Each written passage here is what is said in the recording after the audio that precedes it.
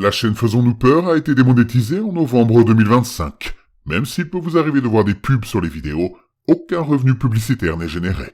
N'ayez pas peur de soutenir la chaîne à travers des donations ponctuelles, mensuelles ou des achats de très longues narrations sur le site Buy Me a Coffee. Votre soutien est essentiel pour l'avenir de la chaîne. Affreusement vôtre, la ruse.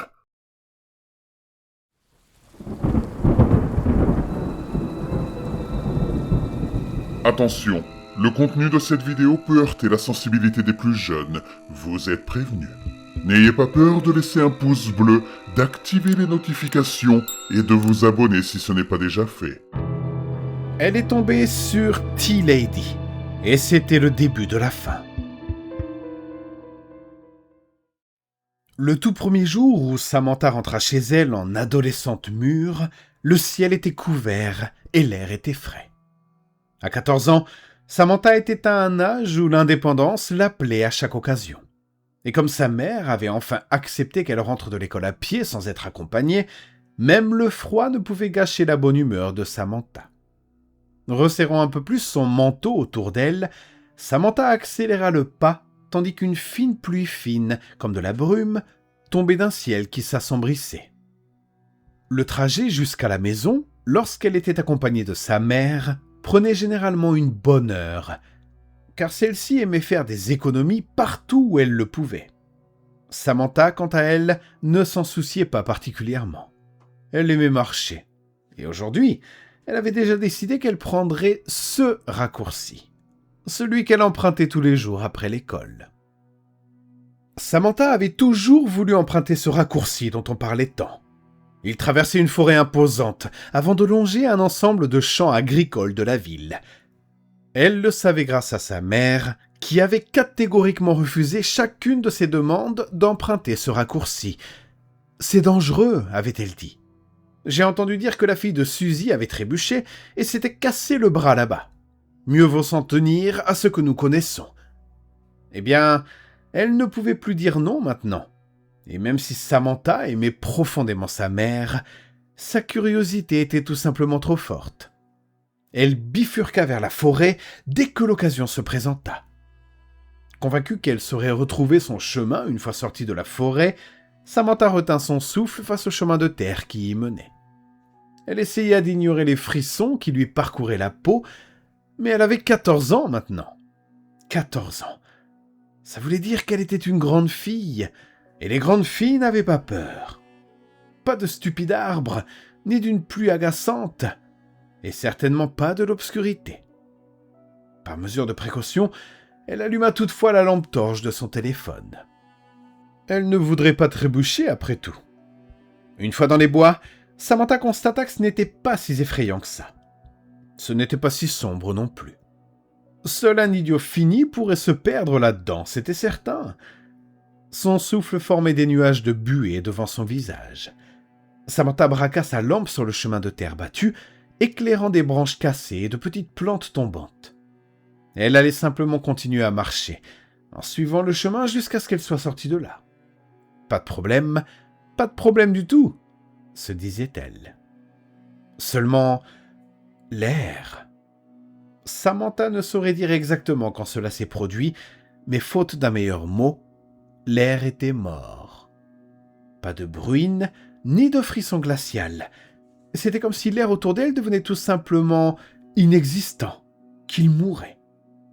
Il pesait lourdement sur ses épaules, telle une épaisse couverture de laine. Le cœur de Samantha s'emballa, et elle jeta un regard inquiet autour d'elle. Toujours entourée d'arbres, elle décida rapidement que peut-être, finalement, elle n'aurait pas dû prendre ce chemin. Elle aurait sans doute mieux fait de prendre l'itinéraire habituel, de s'en tenir à ce qu'elle connaissait. Et c'est alors qu'elle l'aperçut. La silhouette d'une cabane délabrée et en ruine juste devant elle. Toutes les histoires d'horreur que Samantha avait jamais entendues envahirent son esprit comme des insectes enragés.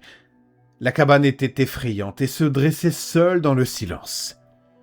Oubliant l'air mort, Samantha regarda lentement à gauche, puis à droite. Son cœur battait à tout rompre. Rien. Elle fit un pas en avant.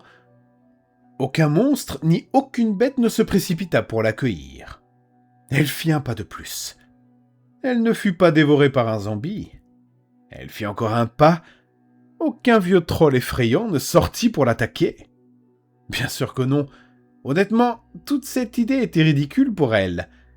Chassant ses peurs enfantines, Samantha laissa sa curiosité guider ses pas et ignora son cœur qui battait à tout rompre. De près, la cabane semblait n'offrir que de la place debout. Peut-être contenait-elle de vieux balais et des toiles d'araignée.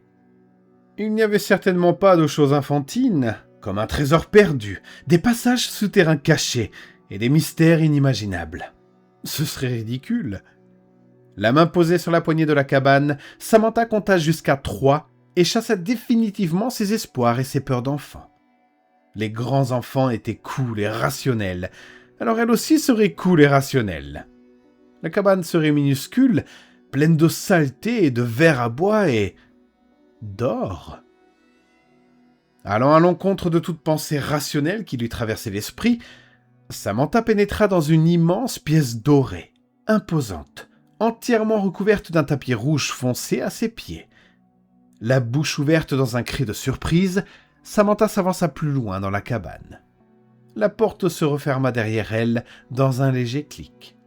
Le papier peint était parsemé de 12 paillettes dorées sur un fond jaune clair. Elle nageait. Oui, elle nageait, tout le long du mur comme de minuscules petits poissons, chacune laissant derrière elle des traînées de poussière dorée qui suivaient les paillettes en forme de poisson pendant quelques instants avant de tout simplement s'évaporer dans le néant. Des meubles en chêne fabriqués à la main et des canapés rembourrés et moelleux ornaient le sol, ainsi que de vieilles bibliothèques massives et de grandes boîtes mystérieuses, tandis que du plafond flottait tout un système solaire d'étoiles et de planètes scintillantes. La pièce était tout simplement magique. Tout cynisme et toute pensée critique potentielle furent balayés de l'esprit de Samantha, ne laissant place qu'à son émerveillement et à sa crainte enfantin. Tout cela était illogique, impossible, mais Samantha ne s'était jamais sentie aussi émerveillée, ni aussi à l'aise de toute sa vie. Se dirigeant vers l'espace libre le plus proche, Samantha posa son index sur le mur. Un sourire aux lèvres tandis que les paillettes dorées virevoltaient autour de son doigt à des vitesses variables. Elle gloussa lorsqu'une ou deux d'entre elles osèrent effleurer son ongle avec curiosité avant de s'éloigner en un éclair. « Elles ont l'air curieuses » a pensé Samantha. Puis elle sursauta et se retourna juste à temps pour voir une jeune femme sortir de nulle part. Elle ne devait pas avoir plus de 25 ans, le visage légèrement rond et le sourire bienveillant. Samantha fut rapidement convaincue que cette femme était sans doute la plus jolie du monde, comme si c'était un fait.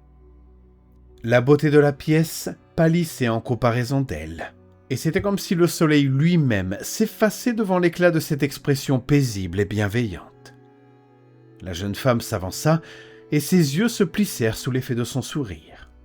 Des paillettes dorées, semblables à celles qui ornaient les murs, flottaient derrière ses iris, et ses cheveux blonds tombaient en cascade sur ses épaules, s'enroulant autour de son visage.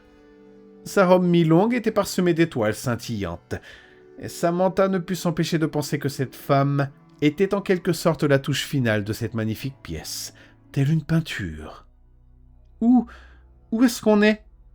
demanda Samantha. La femme gloussa, sa voix était chaleureuse et douce. « Chez moi, bienvenue. J'espérais que quelqu'un passerait par ici. Je dois avoir une chance incroyable aujourd'hui. Oh » balbutia Samantha. Peut-être que cette femme était nouvelle, une voisine, qui sait. Mais elle vivait dans une vieille masure affreuse. Et qu'en était-il de la magie ? Les sorcières avaient des pouvoirs, mais elles étaient vieilles et verruqueuses, pas jeunes et belles. Samantha se sentait rapidement mal à l'aise de rester là, dans son hébétude.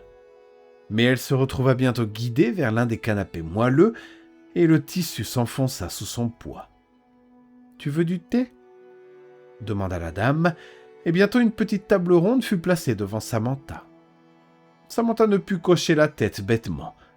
Puis la table se couvrit de 3 délicates tasses de thé, d'où s'élevait une vapeur tourbillonnante. Samantha ne remarqua même pas que sa mâchoire tombait à mesure que la vapeur se transformait lentement en formes magnifiques. Des fées, des papillons et des fleurs, tous créés à partir de la vapeur du thé, jusqu'à ce que les illusions se dissipent naturellement. Pour Samantha, la forme la plus fantastique était celle du dragon. Samantha avait toujours adoré les dragons, avec un penchant particulier pour les histoires de feu, d'écailles et de rugissements tonitruants. Elle le fixait, émerveillée, oubliant complètement la femme. Avant même de s'en rendre compte, le thé avait disparu, tout comme les illusions. Ce n'est qu'à ce moment-là que Samantha se posa la question. Pourquoi y a-t-il 3 tasses ? Le sourire de la femme s'élargit, devenant légèrement déconcertant. Comme ça, il y en avait assez pour tout le monde. Il se fait tard, ma chérie, mais s'il te plaît, reviens nous voir. Demain, si tu peux. Tu es toujours la bienvenue ici. Samantha acquiesça, soudainement très somnolente. Alors qu'elle avait bien l'intention de se lever et de rentrer chez elle à pied, Samantha se laissa au contraire retomber dans le canapé, les paupières lourdes, tandis que sa respiration s'apaisait pour laisser place au sommeil. Elle se réveilla le lendemain matin dans son propre lit, sans aucun souvenir de la façon dont elle était rentrée chez elle. Réalisant qu'elle risquait fort d'être en retard à l'école, Samantha attrapa son sac et se précipita dehors, toujours vêtue de son uniforme de la veille. Sur le chemin de l'école, elle était envahie par des pensées concernant cette cabane magique et la jolie dame. Et ce n'est que mademoiselle Hull qui finit par interrompre le fil de ses pensées obsessionnelles. Madame Hull se tenait devant les grilles de l'école. Elle était bien connue dans la petite ville, et Samantha se souvenait lui avoir rendu visite plus d'une fois, même si elle ne se rappelait pas pourquoi. Ce jour-là, Madame Hull regardait d'un air absent vers un point indéterminé au loin, et ne cligna même pas des yeux lorsque Samantha agita curieusement la main devant son visage. « Tout va bien ?» demanda Samantha. Elle ne s'attendait presque pas à une réponse, jusqu'à ce que Madame Hull ouvre la bouche.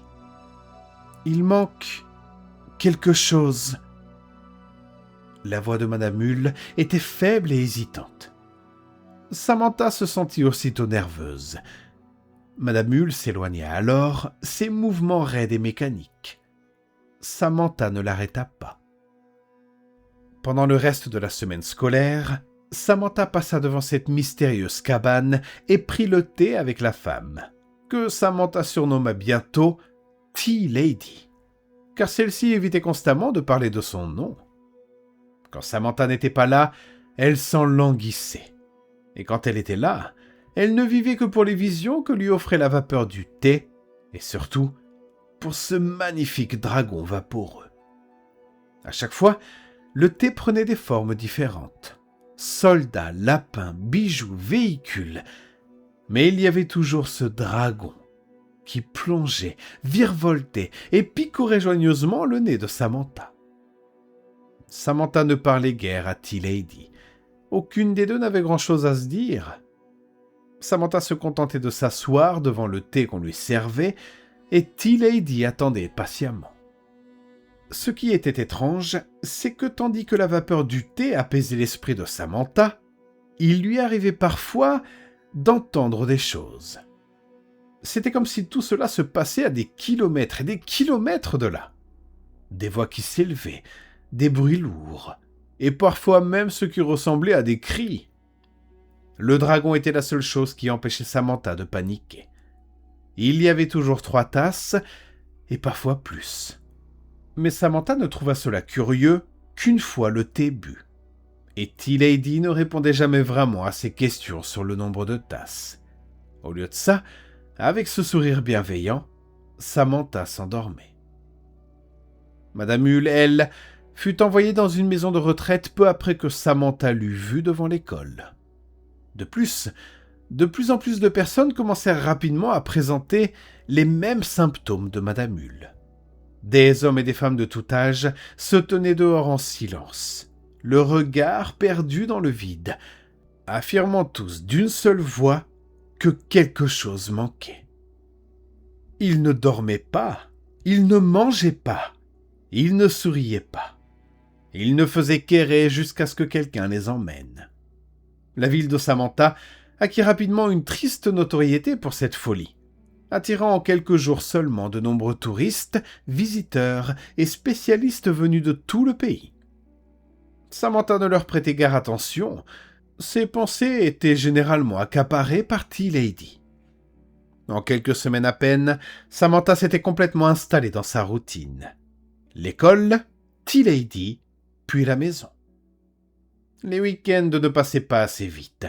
C'était comme si Samantha vivait dans une bulle, la tenant à l'écart de la folie grandissante de la ville, de la confusion constante de son professeur et des quelques trous de mémoire qui commençaient à apparaître dans ses souvenirs. Ce n'est que le jeudi de la 3e semaine que Samantha vécut quelque chose de différent. Bien que son cours ait été récemment annulé parce que son professeur ne s'était pas présenté, elle se rendit quand même chez T-Lady et se retrouva bientôt assise devant sa tasse. En arrière-plan, Samantha remarqua vaguement plus de bruit que d'habitude.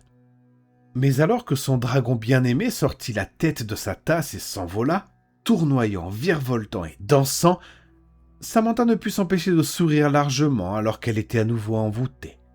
Mais sa tasse se renversa. Un long hurlement déchirant résonna aux oreilles de Samantha. Elle reconnut aussitôt la voix de T-Lady et le dragon s'embrasa.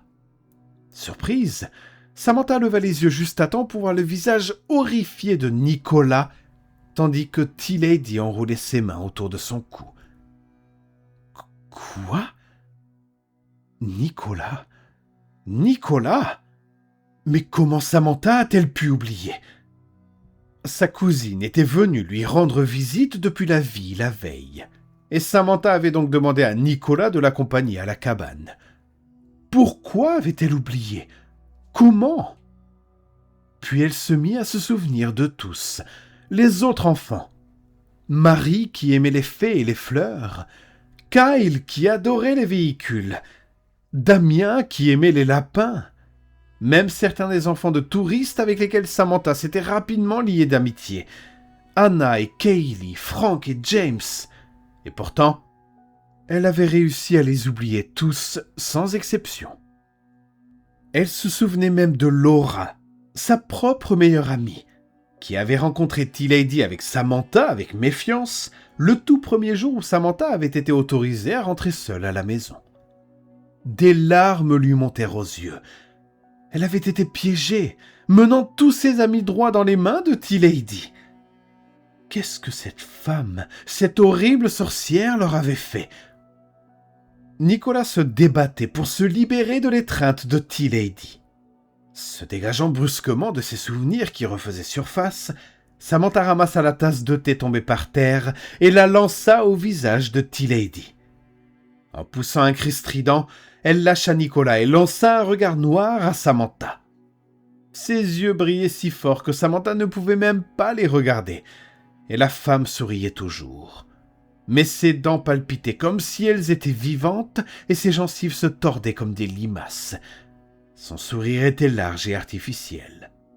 Des verrues avaient éclaté sous sa peau jaunie et ses cheveux ressemblaient à de la paille brisée au-dessus d'une robe en lambeaux. Le pire, c'est qu'elle était toujours belle.